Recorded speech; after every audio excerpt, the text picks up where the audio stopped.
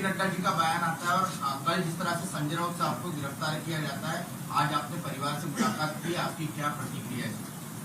जैसे मैंने अभी अभी कहा कि नड्डा साहब ने जो भी कल कुछ भाषण दिया है, क्या उसमें आपको प्रजातंत्र दिखाई दे रहा है? सिर्फ एक ही पार्टी, मतलब उनकी जो पार्टी है वही रहनी चाहिए और वही रहेगी, और बाकी सारे पार्टी, जितनी सारे पक्ष हैं, सारी पार्टियां हैं, वो खत्म हो जाएगी।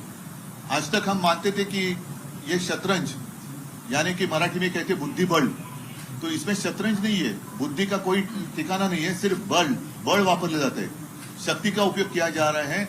और अगर ऐसे ही आपका तरीका होगा तो मैं यही कहना चाहता हूं, जमाना एक रहता नहीं है, सारे लोगों के लिए दिन जो है बदलते रहते हैं, अच्छे दिन बुरे दिन। अच्छे दिन कब आएंगे वो बात अलग थी, लेकिन ऐसे लोगों के बुरे दिन तो जरूर आते हैं, और आप जैसे बर्ताव उस वक्त अन्य लोगों के साथ करते हो, शायद उससे बुरा बर्ताव उस वक्त जनता आपके साथ कर सकती है।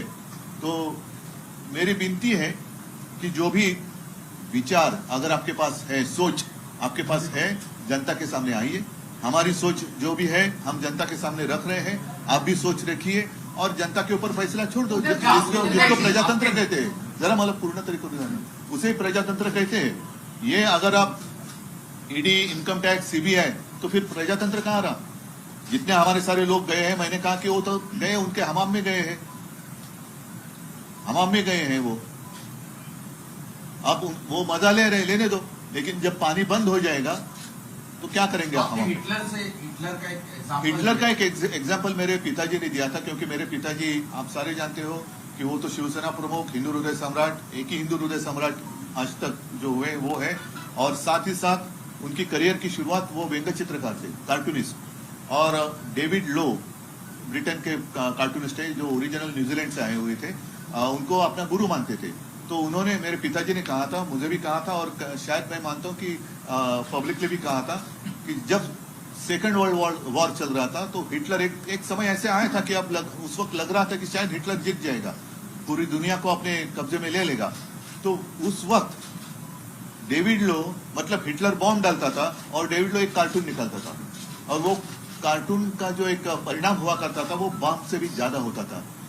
और ऐसे कहा जाता है कि हिटलर ने उस वक्त अपने सारे लोगों को कहा था कि ये व्यक्ति है कौन, है कहाँ, इसे लेके आओ, जिंदा या मुर्दा जैसे है उसे लेके आओ। तो यही होती है जो तानाशाही की बात होती है, जब सारे लोग अपने गुलाम होते हैं तो कुछ दिन के लिए, जब तक उनका उपयोग आपके लिए होता है तब तक वो गुलाम अच्छे लगते हैं, बाद में गुलाम जब उनका उपयोग नहीं रहता है वो निकलते। संजय राउत साहब ने कल कहा कि मैं झुकूंगा नहीं और शरण भी नहीं जाऊंगा, उनकी गिरफ्तारी हुई, उस पर आपकी टिप्पणी क्या है? क्योंकि आज आप परिवार से भी मिलकर आए। नहीं, मुझे संजय राउत पर अभिमान है, और बाला साहब का असली सैनिक सिर्फ वो पिक्चर देखने के लिए, ठीक है पुष्पा झुकेगा नहीं, लेकिन ये झुका नहीं। जो झुकने वाले थे वो हमाम में चले गए, और झुकने वाला कभी शिवसैनिक नहीं हो सकता। जो भी लोग कह रहे थे कि हम बाला साहब की जो भी हमारे पास एक शिक्षा थी, शिक्षा म्हणजे मराठीतली नाही, शिकवण ज्याला म्हणतो, उसके ऊपर हम हमारा आगे की दिशा तय कर रहे हैं, तो ये बाला साहब ने दिखाई नहीं, दिशा नहीं है। एक प्रश्न असा आहे की आपण जे बोलले की तू वेळ यायची आहे विरोधकांना एकत्र घेण्याची, यायची आहे नाही, वेळ गेलेली नाही किंवा आलेली नाही, आता आपण मध्ये आहोत। आणि आता हे काल नड्डांचं जे भाषण आलेलं आहे ते फार घातक आहे की सगळे पक्ष संपतील किंवा आम्ही संपवू, असा त्याचा कंसातला अर्थ आहे। पण माझा प्रश्न असा आहे की भाजपचा हिंदुत्व आहे, शिवसेनेचा हिंदुत्व, आता हे विषय सगळे झालेले आहेत। शिवांगी फ्रॉम जी न्यूज, मेरा सवाल ये है कि मौजूदा मुख्यमंत्री एकनाथ शिंदे वो ये कहते हैं कि रोज सुबह उठकर 8 बजे बजने वाला भोपू अब अंदर चला गया। मुख्यमंत्री पद पर बैठे व्यक्ति को इस तरह का वक्तव्य जो है वो एक सांसद के लिए देना चाहिए, आप क्या कहते हैं? मैं उसके ऊपर कोई टिप्पणी नहीं करना चाहता हूँ, कारण मुळामध्ये त्यांचं सगळं सरकारच कोर्टात चॅलेंज झालेलं आहे। नहीं, पूरी सरकार जो है उसी को हमने चैलेंज किया है कोर्ट में, अदालत में। तो फिलहाल मुझे उसके ऊपर कुछ कहने की जरूरत नहीं है।